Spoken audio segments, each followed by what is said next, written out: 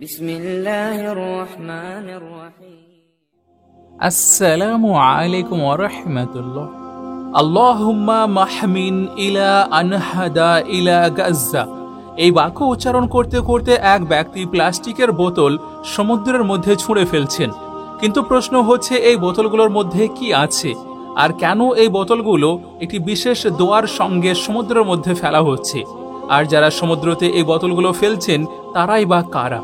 চলুন আজকের এই ভিডিওতে আমরা এই সকল প্রশ্নের উত্তর খুব সুন্দরভাবে জানার চেষ্টা করি। আপনি শুধুমাত্র ভিডিওটির শেষ পর্যন্ত জুড়ে থাকুন।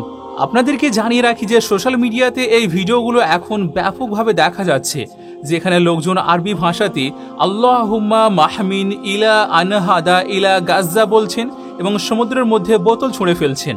আর এর অর্থ হচ্ছে, হে আল্লাহ, হে রব্বুল ইজ্জত, হে আমার দয়াময় প্রভু, এই জিনিসগুলো গাজার প্রয়োজনীয় মানুষের কাছে পৌঁছে দিও। আমি বিশ্বাস করি তুমি এটা করতে পারো, কারণ তুমি পরম দয়ালু এবং নিপীড়িতদের সহায়কারী। আর যদি তোমার কাছে প্রার্থনা না করি তাহলে আর কার কাছে করব, ইয়া রব্বুল আলামিন। আপনাদেরকে জানিয়ে রাখি, এই বোতল ছোড়ার অভিযান চলছে মিশর অর্থাৎ ইজিপ্টে, আর এই সমুদ্র হচ্ছে মেডিটেরিয়ান সি অর্থাৎ ভূমধ্য সাগর। আর এই অভিযানের নাম দেওয়া হয়েছে C2C, A bottle of hope for Gaza, অর্থাৎ সমুদ্র থেকে সমুদ্রের দিকে গাজার জন্য আশা ভরা একটি বোতল। কিন্তু প্রশ্ন হচ্ছে, এই বোতলগুলোর ভিতরে কি আছে এবং কেন এই অভিযান শুরু করা হলো? মিশর ও ফিলিস্তিন সীমান্ত সংলগ্ন সমুদ্র তীরবর্তী একটি এলাকায় দেখা যায় মিশরের শেখ জাবিদ পরিবার ও তার শিশুরা 1 বা 2 লিটারের প্লাস্টিক বোতলের মধ্যে শুকনো খাবার যেমন চাল, ডাল এবং আরব অঞ্চলে ব্যবহৃত শুকনো মটর বা ডাল জাতীয় খাদ্যপণ্য ভর্তি করেছে। এরপর তারা বোতলগুলো ভালোভাবে প্যাক করেছে এবং সেই পরিবারের শিশুরা সমুদ্রের ধারে এসে নির্দিষ্ট একটি দিকে সেগুলোকে ছুঁড়ে ফেলছে। এই প্লাস্টিকের বোতলগুলো সমুদ্রের জলে ঢেউয়ে ভেসে কোথায় গিয়ে পৌঁছাবে কেউ কিন্তু জানে না।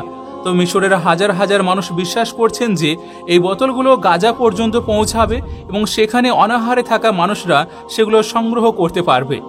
আসলে গাজায় ইসরায়েলের কঠোর অবরোধের কারণে ছোট ছোট শিশুরা ও মহিলারা ভয়ানক খাদ্য সংকটে পড়েছেন। একমাত্র 3 মাস বয়সী একটি শিশু পর্যন্ত দুধের অভাবে মারা গিয়েছে।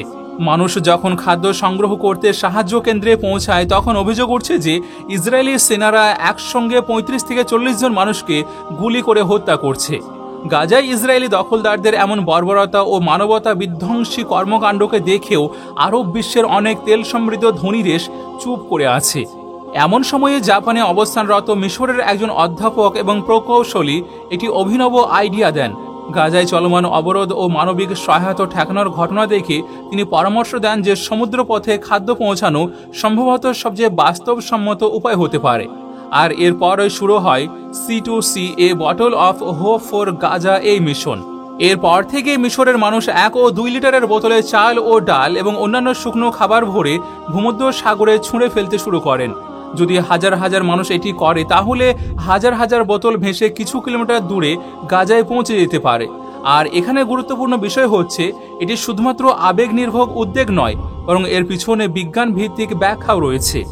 একজন বিশেষজ্ঞ ব্যাখ্যা করেছেন, যদি 25 লিটারের প্লাস্টিক বোতলে 6 থেকে 8 কেজি পর্যন্ত শুকনো খাবার ভরা হয় এবং এটিকে ভালোভাবে সিল প্যাক করে দেওয়া হয়, আর তারপর যদি এটি পানিতে ভাসমান রাখার জন্য 8 লিটারের মতো ফাঁকা জায়গা রাখা হয়, তারপর এটিকে মিশর ও গাজার মাঝখানে কমপক্ষে 4 কিলোমিটার দূরের কোনো জায়গা থেকে ভূমধ্যসাগরের পশ্চিম থেকে পূর্বমুখী স্রোতের মধ্যে 60 ডিগ্রি কোণে ছুঁড়ে দেওয়া হয়, তবে এই বোতলগুলো ঘন্টায় আধা কিলোমিটার বেগে ভেসে 72 থেকে 96 ঘন্টার মধ্যে গাজার তীরে পৌঁছে যেতে পারে। আর এই পরামর্শের ভিত্তিতে মিশরের মানুষ সমুদ্রে ছোট ছোট বোতল ছুঁড়ে দিচ্ছে। আর আরব মিডিয়াও এই উদ্যোগের প্রশংসা করছেন এবং এই বিষয়ে যথেষ্ট কভারেজও দিচ্ছে।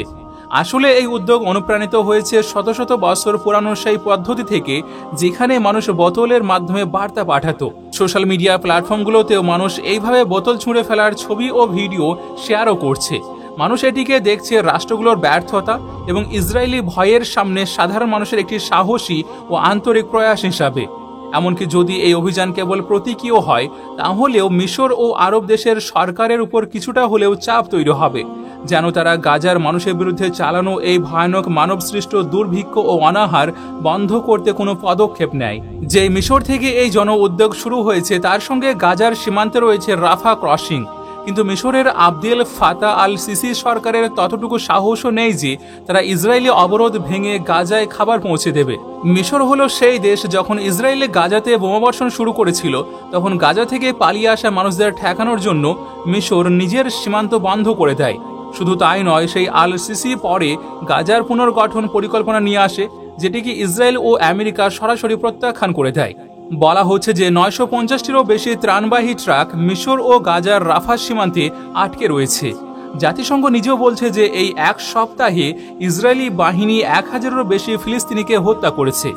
এছাড়াও আমেরিকা ও ইসরায়েল সমর্থিত কিছু সংগঠন খাবার ও খাদ্য সামগ্রী বিতরণের দায়িত্ব নিজেদের হাতে নিয়েছে, কিন্তু সেই সব জায়গা থেকেও গাজার মানুষকে খাদ্যের বদলে মৃত্যুই দেওয়া হচ্ছে। আর এই কারণেই মিশরের মানুষ এই বোতল ভরা শুকনো খাবার ছড়িয়ে দেওয়ার অভিযান শুরু করেছে। সেই সাথে তারা লিবিয়া, তিউনিসিয়া, আলজেরিয়া এবং মরক্কো সহ ভূমধ্য সাগর ঘেঁষা অন্যান্য দেশগুলোর মানুষকেও আহ্বান জানিয়েছে তারা যেন নিজেদের দেশ থেকেও ছোট বড় বোতলে খাবার ভরে গাজার দিকে ভাসিয়ে দেন। এর মধ্যে কিছু বোতলও হয়তো তীরে পৌঁছাবে, কোনো অনাহার কাতর শিশুর মায়ের হাতে গিয়ে পৌঁছাবে, তাতে অন্তত কিছুটা হলেও সাহায্য হবে।